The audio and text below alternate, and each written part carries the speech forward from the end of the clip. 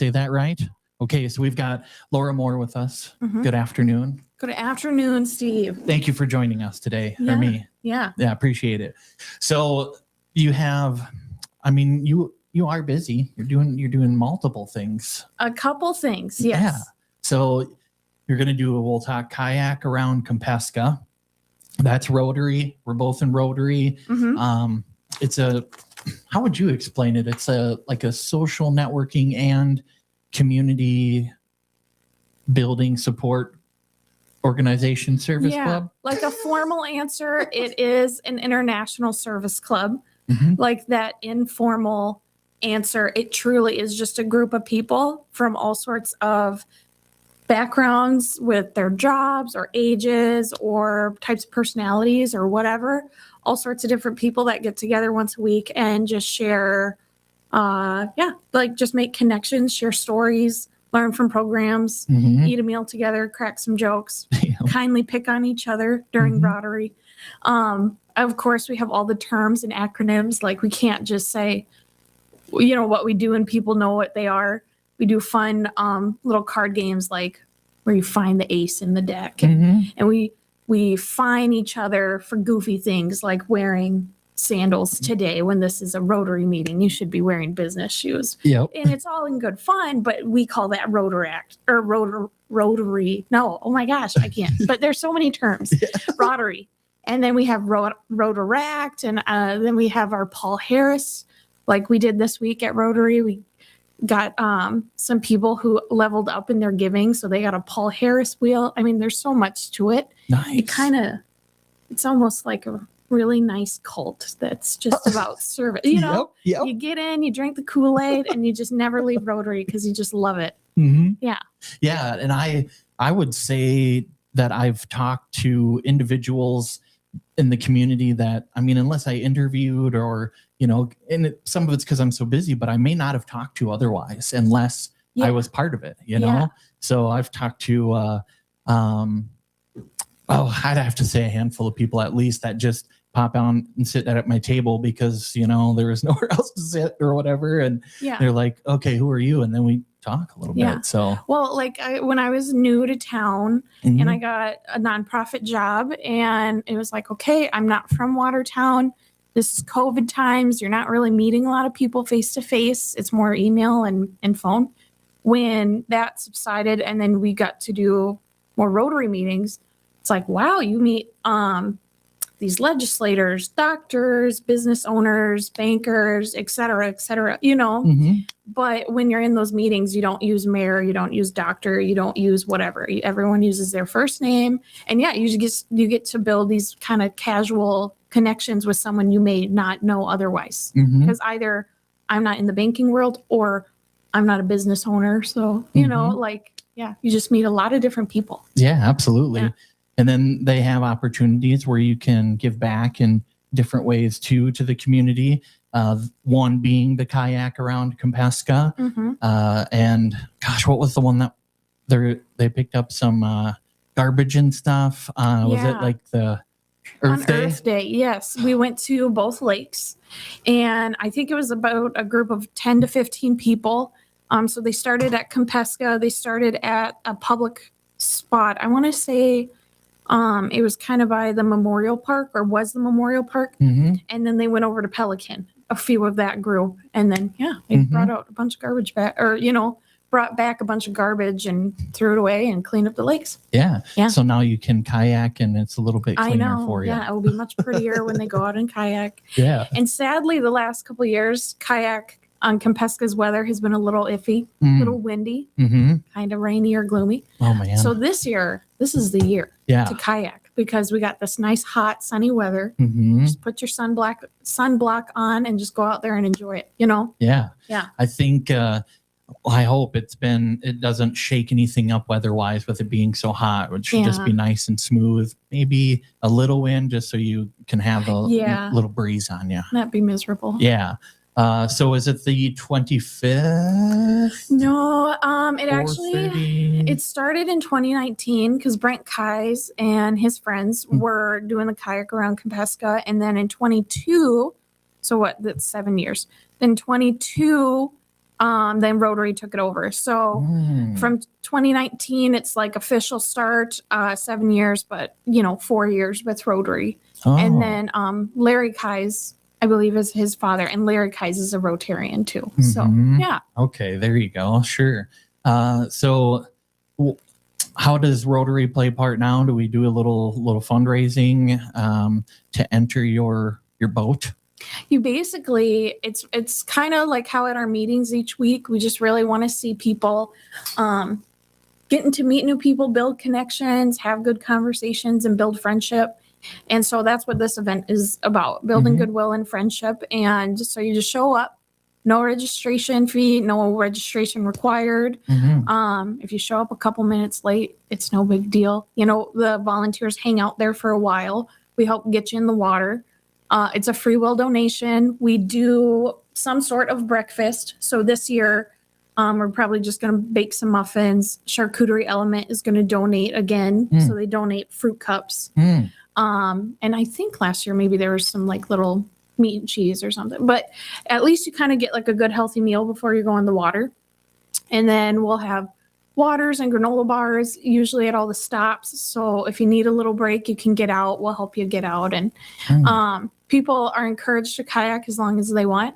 But not everyone usually does the whole thing. We might start out with 30 people at the beginning of the day.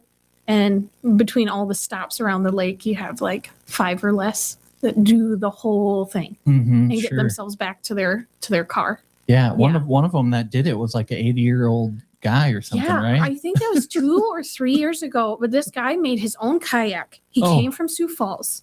And I apologize to him if he wasn't 80, but he was, one of the older participants, and he was doing great. He put everyone to shame. All the like 20-somes that are like, yeah, I have a kayak, I go kayaking all the time. They got off like partway through. And this guy just slow and steady, and he won the race. He was the only one to complete the lake that year, I'm pretty sure. Yeah, that's what I heard. And I was like, well, okay, that's wild. That's showing them up. And there's like a kayak, South Dakota kayak Facebook group you can join. And so we actually get a lot of people that come through that. And like Roger Foote, he used to do the Watershed Project. So Roger's always out there helping us. He makes kayaks, I think. And so he'll come out and show off his kayak he just made. And it's wow. Wow. Way Okay. to show us up, Roger. Like, yeah, no doubt. What day is this kicking off on? Next Saturday, July 25th. And so we will meet the kayakers at 8 a.m. at Stokes-Thomas Park, at City Park. And we just kind of meet at that little beach right off the parking lot on the north side of the park. We get you your breakfast. We tell you the stops. We give you a map. We'll get you the phone numbers. So if you do want to stop partway through, emergency happens, whatever, give us a ring. We've got volunteers with trucks. We'll pick you up, take you back to your car. We also have search and rescue. Codington County Search and Rescue is donating their time or volunteering for the event. They'll be out either on a pontoon or jet skis just to make sure everyone's safe. Yeah. So if, gosh forbid, because like one time someone had, I think, a sit-on kayak or an inflatable one. And went down for the count. And so thankfully some nice person who lived on the lake went out in their jet ski, picked them up, brought them back to shore. So now we will have search and rescue at the event every year so that we're not having these situations. Good. So we do encourage you to bring your own life jacket. We don't have the life jackets. Bring whatever you need for the day. If you're lucky, some of us probably keep sunblock and bug spray in our car. But if you need that stuff, bring it with you, you know. Absolutely. Yeah. I wonder what it takes for them to get out the hovercraft thing and what kind of emergency that takes. Because I've never seen it in action, but I wonder if I took a kayak out and just tipped over quick, if they'd come get me, but I don't want to test it. Yeah. Okay. On record, you're saying you're not going to test it, but we'll see on Saturday. Yeah, right. Of course, it was Steve that went overboard. Yeah. Yeah, making your own news stories, Sometimes you gotta. Yeah. Well, that's awesome. So you'll have that. There's some multiple stops along the way, so they can kind of get out and take a break and check out like Are they like strategic stops? It's really just all the public areas, and then anyone who has a house that would like to volunteer as a spot. So, like one time, Gary and Ann Weckworth, they're over on the west side of it, and so they, it was so cute. They had their little grandson, so he's waving to everyone, and if they stopped, then they had, I think, popsicles, water, like just like welcoming them and making it a really fun experience. And but all the public stops will be there, have our trucks ready. So we'll help pull you in. So if you need to take a little breather, you need to redo your sunblock, I don't know, whatever you need. Go to the bathroom at the parks, and then we'll help push you back in. Kampeska Lodge is usually stop. You have a nice little dock and beach.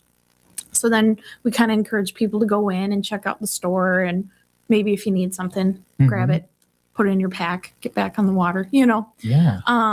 But yeah, it really is. That's the most fun about it, is not only to say that you kayaked around the whole lake, but to be in a group and meet these other people and talk on the water. And then at these stops kind of have a chance to connect. And, you never know. It's South Dakota. It's so small. You never know who's there and who you're going to be. Oh yeah, you're so-and-so's son or daughter. Or you just make friendships out of the event. You show up there maybe knowing no one, and then by the end of the day, you're like, see you next year, right? Yeah, we'll be here. So it's pretty cool. Absolutely. Yeah. So you kind of get that all set up and ready to go, but you're also working on this Rotaract, right? Piece too. And this is a whole nother group. It is. Yeah. So, many people probably know how there was young professional groups in the past in Watertown. And there was a little period where there were no more groups, or book clubs or anything. So right now, what we're doing as Rotary is sponsoring the Rotaract Club. And so David Ross, our Rotary president, has appointed me to be the president of Rotaract. And so we're getting this off the ground. We have a few Rotarians on the board. We have some non-Rotarians on the board. We actually have about 4 spots we need filled kind of immediately. So that can be anyone from 18 to 40. You could be in another service group. You could not be. You could be a student. You could be whoever. But we need someone on the board doing fundraising, service projects, a vice president, and a secretary immediately. So if you want to be a general member, great. Those we're going to try and figure those out first, so we have some strong leadership before we start planning events and things. But Rotary and Rotaract will work closely together, yet be 2 different groups. You kind of expect to see with the younger professionals kind of that generational gap. It kind of helps bridge that a little bit. It sounds like, I was reading, Rotary does like a monthly magazine. As with your membership, you get that. And so they did have a little article about clubs and what can we be doing better to get more members. Because most all service clubs are probably seeing a decline in their membership overall, when you look at the big picture, and, that is altering how often they meet and, their meeting spaces. Do they really need as big of a space anymore? So we don't want to see that. We don't want to see these service clubs go away because they do so much good stuff. I mean, for example, you got Optimus Lines and Kiwanis. People might not always know the names of our clubs, but they know Kayak on Kampeska. They know the haunted house and the Christmas tree sales and Winter Wonderland and the splash pad and the parks and all the things all of our clubs do. So Rotaract is a good way to help get younger people in, because when I was reading that article, it said on average a Rotarian is 63 years old, retired, can afford the more expensive dues, and then they said, but here's the thing, like the people we need to get in our clubs who have the most potential to join are the 40 and 50-year-olds. They take their jobs seriously. They are engaged in their communities, and they're kind of looking for like a more fulfilling task or extra space. They want to do service projects, or they want to meet new people. And so the best way to do that is a service club. It's a little intimidating if you're 18 or 20 or 30 to be like, oh yeah, a weekly meeting at noon with a bunch of people I don't know that are generally older than I am, Yep. So this will be a much easier, kind of more comfortable space, I guess, for the 18 to 20, 30, up to 40. Oh, okay, we're going to do coffee hours before work, happy hours after. I could bring my kids to an event if I need, and it's only $40 for the year. It's $10 a quarter, if you can only sign up for the summer because you're a teacher or something, which that's a much easier commitment than Rotary. Yeah. The quarterly dues. Yeah. They're not cheap. You pay for your meals. Yep. Food's not free, So we are the most expensive club, but I will say we're probably the best club in town. Yeah. And I can confidently say that, but yeah, I guess we'll have to duke it out or something. Yeah. We'll just all get together as all the clubs again, and we'll be like, but really, who is the best? Yeah. Yeah. Some kind of anchor man thing going on there. Yeah, we have a piano. So, I mean, that's top notch. We got Jan Goldhorn playing that piano every week, man. I can't Killing it. really remember the last time I heard a piano until I started going there, like listening and watching someone do it. I was like, oh, okay. Yeah. I feel like a time machine here. I will say that's probably the best part. Ashlyn, a friend who works at Prairie Lakes, I'll just never forget it. Lisa Dahl, her and I were all sitting at the table and she's like, you guys sing here? We do sing. We have songbooks. We sing new and old songs. We have our Rotary song. And it's just so funny when you see guests at tables. They're like flipping to number 57 and trying to read the words. And all us Rotarians are like, we've got it memorized, take my book. And the guests are like, no, I still need the words. And then at the end, we do our little, hey, Yep. And these poor people, they come in and they're like, whoa, what is happening? And but it's pretty fun. It's a way to make yourself comfortable. It's almost like an icebreaker, get everyone's guard down and have a better time while you're at the meeting. Yeah. I think my voice gets 0.5% louder each week. So I'm getting almost comfortable. You got to really learn, once you hear yourself, you're like, am I a tenor, an alto, a soprano? Where's my part in this? Yeah. Yeah. Especially when you scoot around at other tables, you might have to harmonize differently. Oh, so there's much some to consider. singers in this group. Yeah. In Rotary, we got some true singers. So it's cute when you hear them belt it out. Or we've got people that they know that song because we sing that particular song so often, this old tune called Old Grandfather's Clock. Yeah. Have you heard people do that yet? They take the glasses and clink, clink, right on cue. Yeah. Yeah. You're a Rotarian when you know when to clink your glass for Grandfather's Clock. Yeah. And you get fined if you don't. Oh, yeah. Those fines. That day. I tell you. Yeah. So they can go and check out a Facebook page already and see a little bit about what we're talking about and reach out to you that way too. Yeah. Okay. We are going to do a program at Rotary because Rotary does a weekly speaker. So in probably August, we'll do that. We're very thankful to Esco Stein. They've been donating a lot of billboard advertising to Rotaract and helping us get the word out. So that's amazing. And Ben, he's actually a Rotarian too. So we're so thankful to have him in the club. And we've been making our little tour around to all the news channels. We're trying to get all the story, all the articles out there, Facebook posts out there, get the story covered, that Rotaract is here. It's new and we want to hear from people how they want it done. Tell us when you want to meet, what you want to do, all that good jazz. And then our Facebook page, we have been trying to keep really active on that. That is Watertown Rotaract. On Facebook. We do have an email that's watertownrotaract@gmail.com. So either just message us on the page or use that email. My phone number, my cell is usually listed on a lot of the posts and stuff too. And we have Andrea Spildy, Tucker Hermans, Nicole Hansen, and Dalton Wagner. So if you know any of those great folks, you just reach out to them too. And I'm trying to think, what else have we been doing? We've been sending out mailers to companies, inviting them to come, putting up posters around town.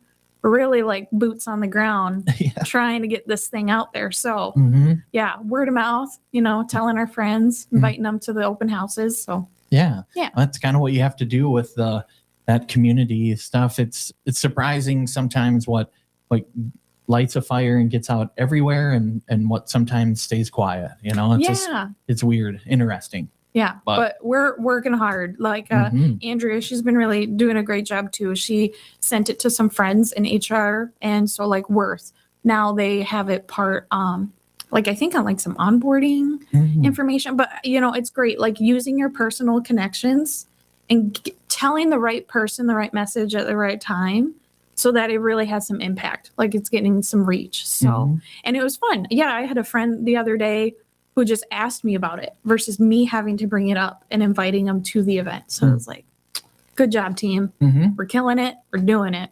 Yeah. Yeah. Yeah. You might communicate with someone, or they might hear something that they never would have come into contact with you before if you weren't part of the group. And that's already happened multiple times for me. So, or get a better idea of what you do, for your work, if you will, Yeah. and your personal life, Yeah. too. They ask all that stuff. So it's good. It becomes more personal in time as well, I think. So yeah, Mhm. very good stuff. So Yeah. you'll just have that and soak in some of that, and then maybe you'll just be a little more hip.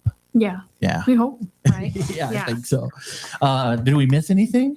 I don't think so. I think the biggest things, Rotary, we got Kayak on Kampeska. So come on out to Kayak or volunteer. Like if you want to just wave the flag and show the kayakers where the stop is at, Mhm. great. We need those. If you have a truck, you want to help give people a ride if they need it, cool. Or you just want to come check it out, just watch them, just meet us Rotarians that are kind of boogieing on around the lake and helping people out. Just come to hang out. Yeah. Enjoy the weather. And also to meet some of the Rotaract board members that will be there. We'll be helping out. If you are 18 to 40 and you want to continue that journey, but you don't want to sign up for Rotary, then go through this Rotaract route. Mhm. Because fun stuff like Kayak on Kampeska, volunteering in the community, whatever events you guys tell us you want to do, if Mhm. that's happy hours, lunch and learns, etc., that's what we'll be doing. And so, yeah, we hope that people get involved from 18 to 40 in Rotaract and then graduate and want to continue that and go into Rotary. Mhm. So that hopefully, both groups are really lively and they have their own spaces. And some people might be in both, like Dalton, Nicole, and I. We're both Rotaractors and Rotarians, Mhm. and that's totally allowed. Mhm. And, even if you're in another service club and you love yours, great. But if you want this extra space that's really geared towards just young professionals, like be part of that too. Mhm. It all, just because we're two different clubs, service clubs, doesn't mean we can't get together and be friends outside of them too. So yeah. Yeah, it's just then you are doing double the community. Yeah. So Yeah. you can do that if you want to. Mhm. If you want to double up on your community work. There's lots to do. Yeah. I'm sure if we all just work together, we go to Codington Connects and we're like, hey, tell us where you need us. There's plenty of nonprofits in the area that either need dollars or volunteers or whatever it is. So Mhm. we'll just tackle it all together. Absolutely. Yeah.